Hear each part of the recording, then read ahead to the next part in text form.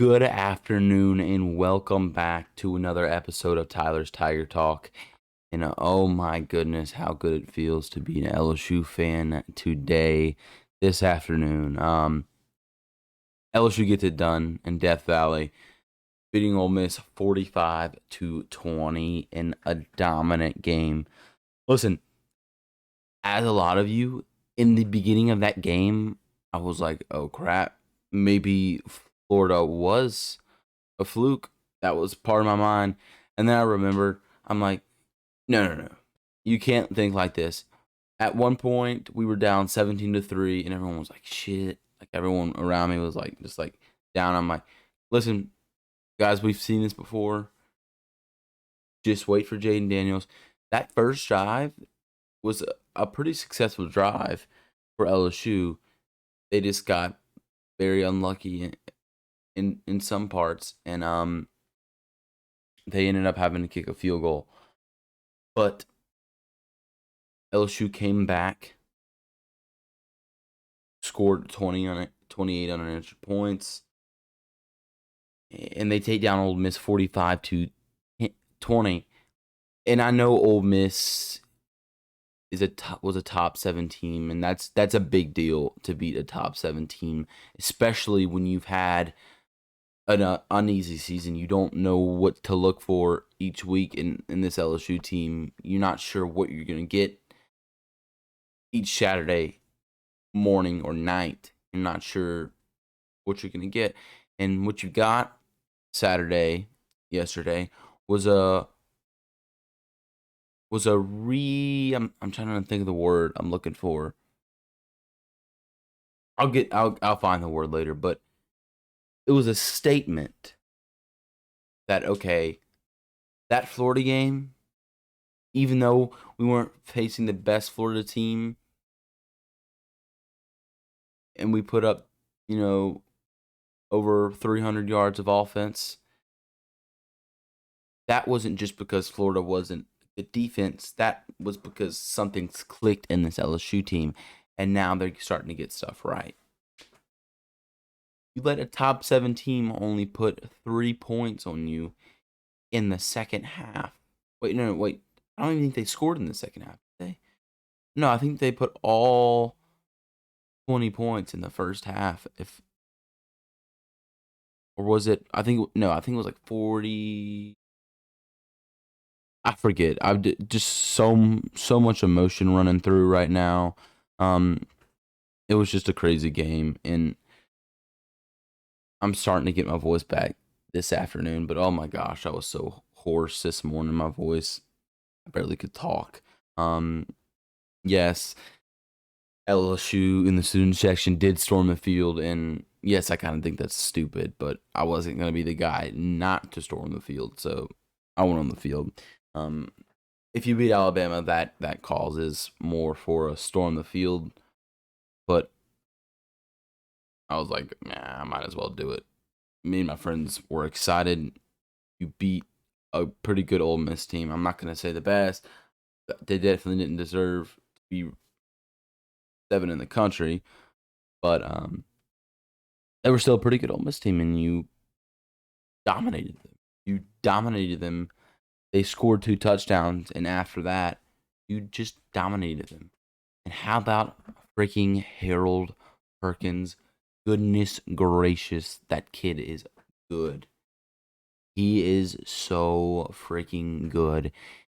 The minute you put him in, he gets a sack. He's just so incredibly good, and he's such a good edge pass rusher. And he gets to the quarterback, and he disrupts. And he's going to definitely need to be in there for the Alabama game.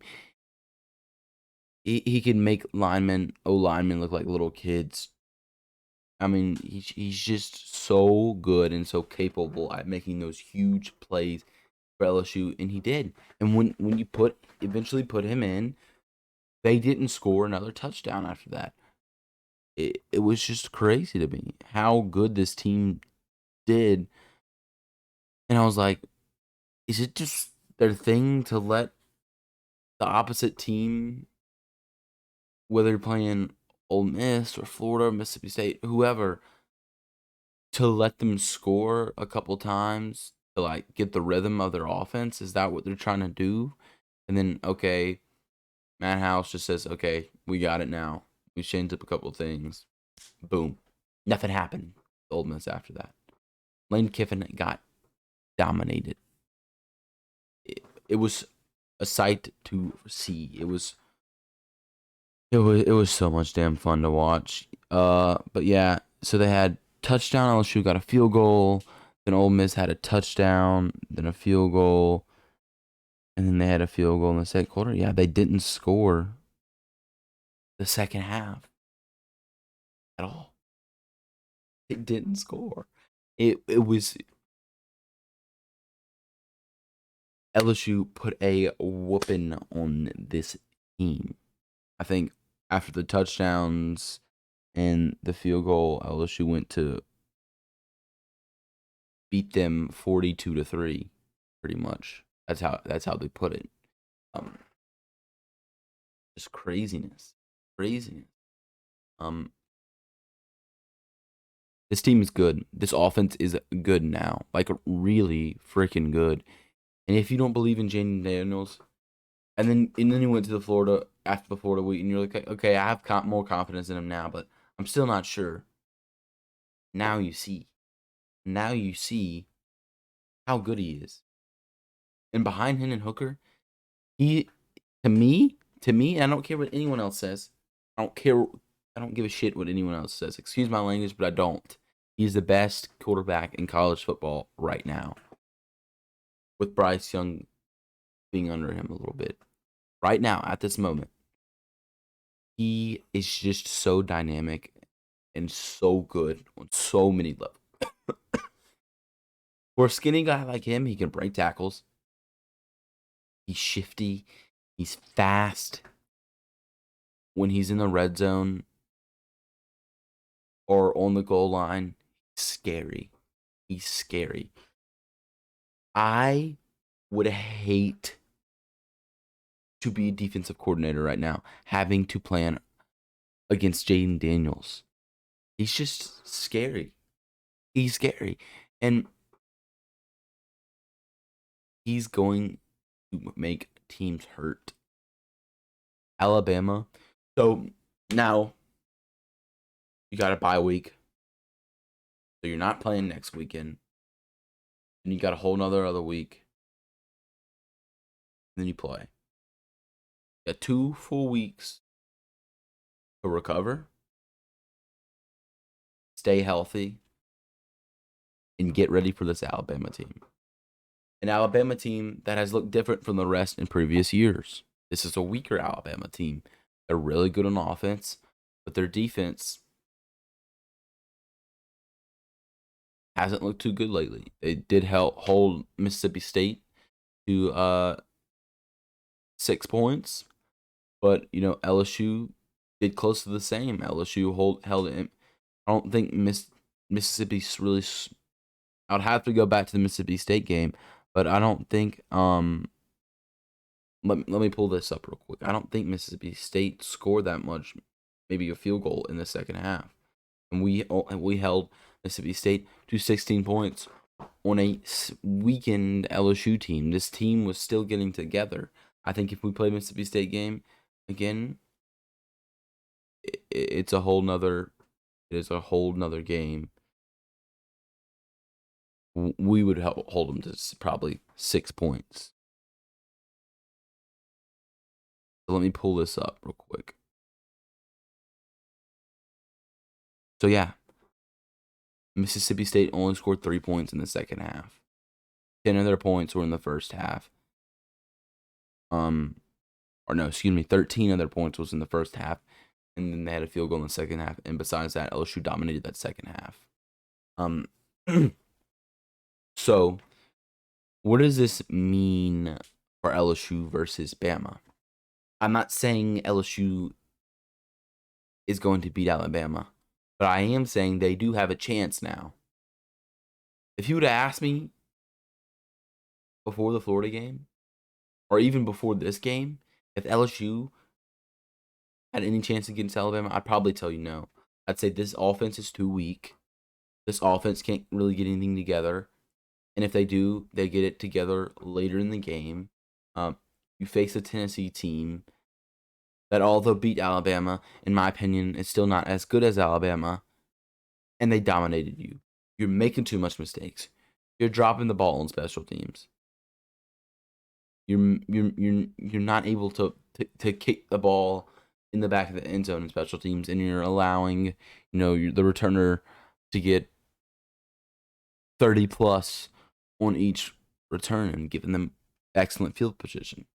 You didn't notice something yesterday is that almost every kickoff we kicked the back of the end zone.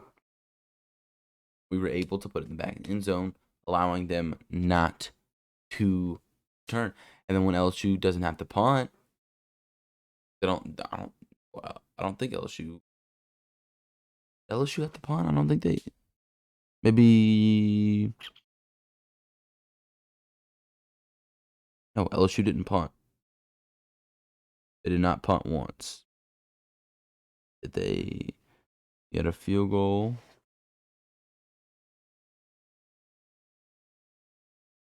The Ole Miss scored, then LSU scores the field goal. I guess we had a punt once.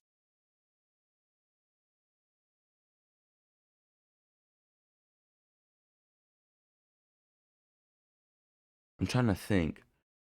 Because Ole Miss scores, LSU scores, Ole Miss scores, and then Ole Miss gets a field goal in the second quarter. So that means LSU would have had to at least either. I guess we punted one. I can't remember. I haven't watched the game over again, and that's one other thing I wanted to bring up as well. Is this is not really an analysis. It's more of a reaction of the game. My analysis will be throughout the week. I'll gonna do a video tomorrow doing more analysis than today. This is just more of a reaction because, listen, beating Ole Miss 45-20 calls for celebration after the game. So you have to celebrate. So you don't get home till really late at night, and then you wake up late, and you have to go to Waffle House, get some food, then watch ESPN and some NFL football, and lay down. So you don't really have time to rewatch the game and get analysis. That's kind of my bad, but I wanted to have this reaction video anyway. I wanted to have just a reaction video, just that.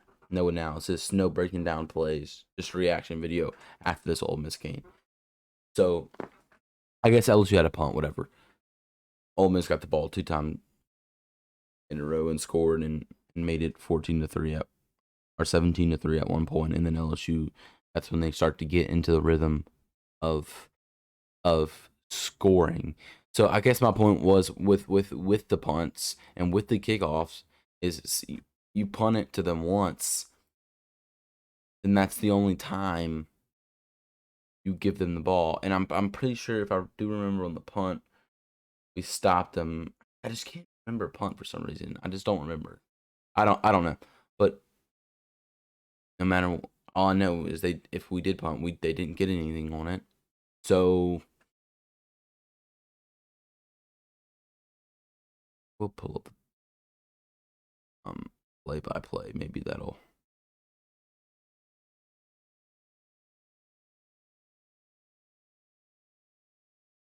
No, yeah, that's what it was. It was a missed field goal. Okay, I couldn't remember. So yeah, we had that missed field goal to make it. It would have been 10-6, or no, it would have been 14-6 instead of 14-3. But we missed the field goal. Something you still got to work on. You have a freshman kicker. You're gonna miss some field goals, but something you need, especially against a team about Alabama, because say you drive downfield, Alabama's red zone defense holds up, you're going to need to be able to get 3 points. You're going to have to score every drive. You're just gonna have to, whether it's 3 or whether it's 7, to keep up with this Alabama team. You're gonna have to score. So my point is with the special teams. Yesterday, kind of went on a long tangent, but with yesterday with the special teams, when you were on kickoff and you kicked it out the end zone, back of the end zone, they weren't able to do anything with that ball, and then you did have to punt, but they weren't able to get the yards for that. And look how much better games go when you're not having to punt, and then when you're kicking the ball to the back of the end zone on kickoff, and they don't get good field position. Their special teams did right on that.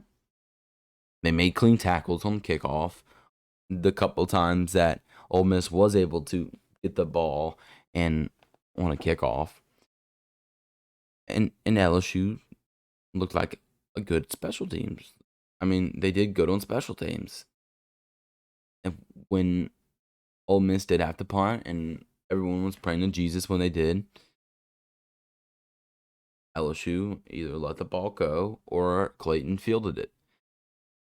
What was scary, and it's still going to take getting some used to have trust with the punt returning team. But we'll eventually get there. Like I was saying, I don't know if it was the last video, the video before, whatever. Even now, when I'm watching Saints, let's just say Saints, when I'm watching a kick return, I'm like, I hope we don't drop it. I hope we don't drop it. And that's not a thing ever I had to think about. And I'm like, why am I thinking about that with the Saints? I'm like, LSU's got my mind so fixed on dropping stuff on special teams that that's all I think about. That's a possibility for other football teams. And I'm like, no, it's just kind of LSU right now because it's just been the thing that's happened a lot. It's just been the thing that's been drilled in our heads as far as special teams. And you're like, you remember, okay, this is more of an LSU thing, not anyone else. So special teams, like I said, did so much better and just looked good. That's what you want from special teams every single game. No mistakes. I can't remember if it was on Ole Miss's first drive. I'm pretty sure it was, where there was like 4 penalties. Every time LSU got a break, it was like, okay, we got their offense off the field. It was another penalty. The second drive for Ole Miss was clean. That first drive was a lot of BS. I'm not one to blame on the refs all the time because in close games sometimes you can lose because of a call of a ref. But some games, it's like, okay, no, our team just played pathetic, and we deserve to lose either way. But so I'm not one to complain about the refs, but some of those calls they were calling, oh my lord, it was so bad, and it's like, okay, that was pass interference, that was bad, and it was just like, at what point do you just let them play football? It's like some of those calls were just terrible, and it's like, okay, you pretty much just let Ole Miss score their first drive. I don't care though. LSU got it done. Besides that, but that first drive with the penalties was just like, what the hell are they calling? Um. So yeah, like I said in the beginning of the video, if you're an LSU fan, you're happy today. Um. And I was ecstatic. Coming out of the game, I was giddy. I was like a little kid on Christmas again for the second week in a row. My quarterback's smiling like he knows. JD5 knows that he's like unlocked. Like he just unlocked a new version of himself. He's prestiged. He's too good. Fast, accurate.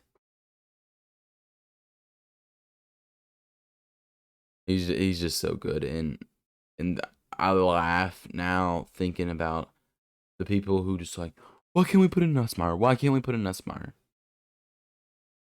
Jane Daniels was 21 or 28, completing 75% of his passes.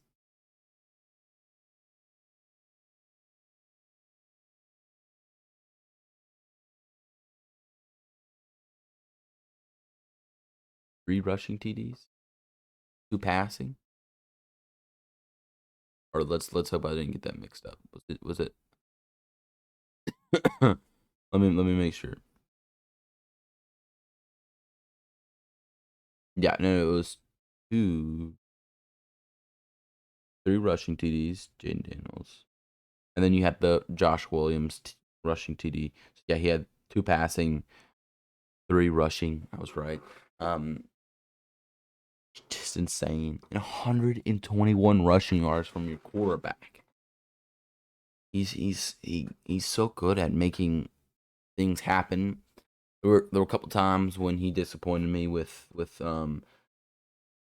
instead of just running. I'm like, okay, if you're gonna run and you're known for running, why aren't you running? Like he had just an open field just to run, get a first down or at least 5, and he didn't sometimes. And sometimes he took the sack, and I'm like, or a tackle for loss. And I was just like, okay, that's not what we need to not what we need to see right now. But the ball was spread around. You had Dre Jenkins leading with 51 passing yards. The passing was just spread around completely. Yeah, you had 248 passing yards, so not a bunch, but you also had 252 rushing yards to kind of balance. So you had a very balanced offense on both parts of the ball, whether it was you running ball or whether it was you passing. You had 500 total yards, which is really, really, really good. You you had 248 passing yards, so not a bunch. You had 51 yards to Ray Jenkins, 44 to Mason Taylor, and how about, I mean, Mason Taylor doesn't get talked about enough. Growing, he's getting better and better. I like to see him more. I know they like to run him out of the backfield, do those little backfield passes or screens, or short passing. But I kind of like to see him beyond the line of scrimmage, more like 5 yards or 10 yards or even deeper, whatever. I like to see him kind of further downfield because some of those plays they draw up for him, whether when it's like a short pass out of the backfield, sometimes I feel like Jaden Daniels isn't as accurate on those passes, or sometimes Mason Taylor drops them. I feel like he's better for into the field, but he is getting better and better. And so you had Mason Taylor with 44 yards, like I said, Keishawn Butte with 43 yards. Mason Taylor had a touchdown as well. Dre Jenkins had a touchdown, and so Keishawn Butte, right, is still seen as your biggest receiver. And as good as Keishawn Butte is, and yes, he's getting double teamed a lot. Dre Jenkins, the veteran Dre Jenkins, I mean, has just been phenomenal. He's reliable. That's all I can say. Let's just say he's not the best receiver on that field, and I really don't think he is. I think he's close, but I think he's the reliable guy that you can find downfield sometimes, and you're just like, oh, there's Dre. That touchdown pass he had, he saved Jaden Daniels an interception. That was double coverage, or there was a safety and then there was a cornerback, and Jaden Daniels threw that ball so late, and Dre Jenkins was open before. Dre Jenkins was open before he threw that ball. Way before he threw that ball. He threw that ball right, and there was 2 guys there. That ball comes up. Dre Jenkins is behind the defender. He kind of like goes around and comes up, catches it, goes in and scores. It was just insane. Like, smart and just a veteran play from him to come up and make that catch. The ball was spread around everywhere. It was so even. And just a good day. I mean, Josh Williams had another 76 yards rushing. Um, He was there when you needed a first down, and he was there when you needed tough yards. One thing I was wondering all game where the hell John Emery was, and I still need to check up on that. But yeah, I had no idea where John Emery was all game. I don't know if he was in pain, if something was hurting. I have no idea. But I'll check up on that and make an update on that for the next video. Huh. But yeah, station Jaden Daniels with an 85.4 quarterback rating. One ESPN announcer said, talking about Jaden Daniels, and he said the exact same thing I said with Jaden Daniels being right behind Hendon Hooker as far as quarterbacks right now in college football. And I believe that. These 2 weeks have shown now this offense is developed and disciplined just how good this LSU offense is now. It's what you expected in the beginning, and then you realized, okay, you have to play a couple games before this offense can really get going. And midway through the season, they clicked, and now you get a bye week and you're facing Alabama, and you beat them. If you beat Alabama, you win the SEC West. If you beat Alabama, you're definitely beating Arkansas. Play UAB, you're obviously beating them. And then I just don't see Texas A&M winning or getting even close to winning against LSU. And guess what? Alabama struggled against Texas A&M. Barely slid past them. So we'll see. We'll see. South Carolina dominated Texas A&M. Again, 500 total yards, 248 passing, 252 on the ground. Spread it out to your receivers. No fumbles, no interception. This is a disciplined LSU team now. And I will say this. This will probably be one of the last things I say, and I'm gonna wrap it up. If LSU beats Alabama, yeah, there's a chance. I do think there's a chance. And I'm gonna try not to go on a long tangent for my point, but I called this game. I think mostly everyone called this game, so I'm not gonna be like, oh, I was like the only one to call it. And I called it by a couple touchdowns too. My friends were at. I don't think I gave this score prediction on my video, but I do have witnesses. So I'm not a liar. I called 38-24 LSU, 45-20. So LSU even went over what I thought. So I called them beating Ole Miss. I called them beating Florida. Called them beating Auburn, Mississippi State. A lot of those times, even LSU sports announcers and analysts were calling LSU to lose against Florida or lose against Mississippi State and like that. And I called it. I've called every single game so far, even Tennessee. I said we were gonna lose to Tennessee. I wanted LSU to win, but I said we were gonna lose to Tennessee, and we did. Did I think LSU was gonna lose by that much? No. If this LSU team faced Tennessee again, I believe LSU would have a way closer chance. I'm not gonna say LSU's gonna win, but I think that game would be very close. This LSU team's just after that Tennessee loss has just changed. This is a new. I don't want to say new team because this team has always had it. They just haven't had the discipline and coaching, and now they do. They have their plan. They know what they're doing at every game. So, like I said, I didn't want to go off on a tangent, but I've called every single game so far. I'm not going to try to call Alabama yet. But if LSU beats Alabama, What does that say for Brian Kelly? Year one, you go, let's say, wait, we're 4 and go. You beat, let's say you beat Alabama. You're 5-1. The SEC. Beat Texas A&M. You beat Arkansas, and you're 7-1 in that.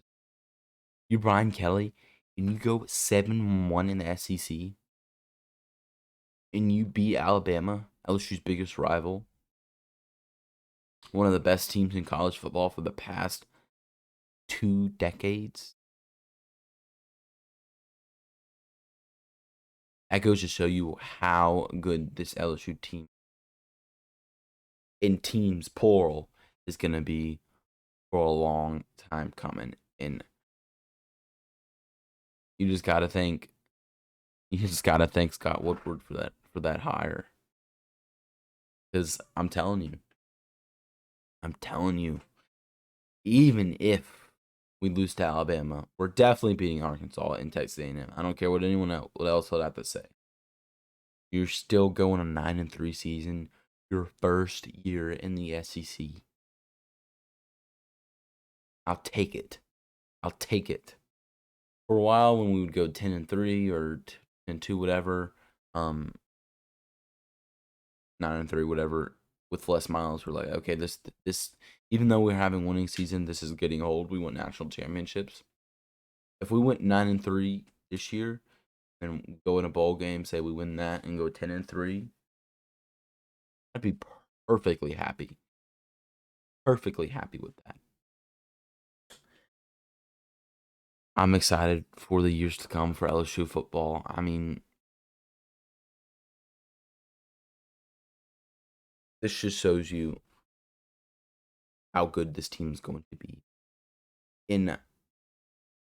If LSU beats Alabama, and if LSU were to go to the SEC championship, that's Brian Kelly's first year in the SEC. And there were so many people complaining about him. There were even a couple people, majority, who wanted. I'm not gonna say who were calling for him to be fired, but were like, I don't like Brian Kelly. I don't like him. I hate Brian Kelly, etc. Now you're winning these games, and I think it'd be huge if Jaden Daniels stayed for another year. I think he might. But I think if Jaden Daniels stays another year, depending how the rest of the season goes, you might see an LSU team go into the national championship next year. Brian Kelly's second year and first year winning season team just looks good. And that just goes to show you. And it's something that hits you in the head every freaking day you think about it. And especially every Saturday you win, you're like, only if we wouldn't have lost to FSU, LSU would be a top 10.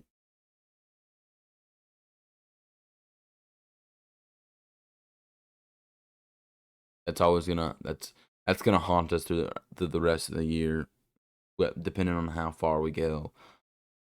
I'm gonna be excited and anxious for the next couple weeks for this Alabama game, but LSU made it happen yesterday, man, and it was so fun to watch. This LSU team has been entertaining. And I know there were a couple things I probably missed that I wanted to say because as fans, usually we're all on the same mindset of at least about one or two things. But I think your star players right now, you got Jaden Daniels on offense and you got Harold Perkins on defense, and he's definitely gonna be on that field to stop Bryce Young in that offense on November 5th. So thank you for watching today. I hope you enjoyed the video. Like I said, I'm trying to get better and better each video. I say that every video.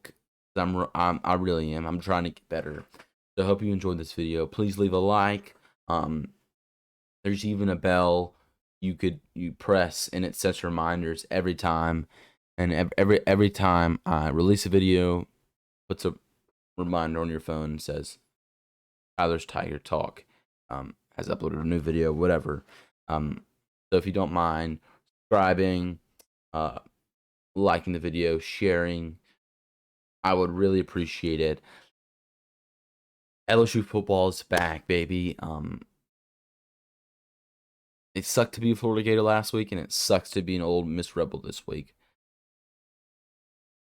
LSU's and LSU football is ranked again 18th in the country. Hey, I'll take it. I'll take it. When you're a 2-loss team, you're not going to be in the top 10, but if you beat Alabama, you are. Beat Alabama, you are. So be ready for that. Again, thank you. Great game yesterday. Sigh of almost relief to each LSU fan, showing that you're going to have a winning season. I'll see you tomorrow. We got a lot to prepare for, a lot to get ready for. This, I would say, besides Christmas and March Madness. March Madness is not going to be that fun this year for the LSU basketball team.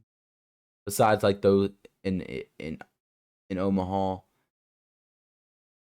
this is my favorite time of year for the Alabama prep week. Like, I'm more into football for Alabama prep week than I am any week in the football season. So we got a lot to discuss. We still got a lot to break down for this Ole Miss game. This video is almost 40 minutes long, and there was no analysis or of a breakdown.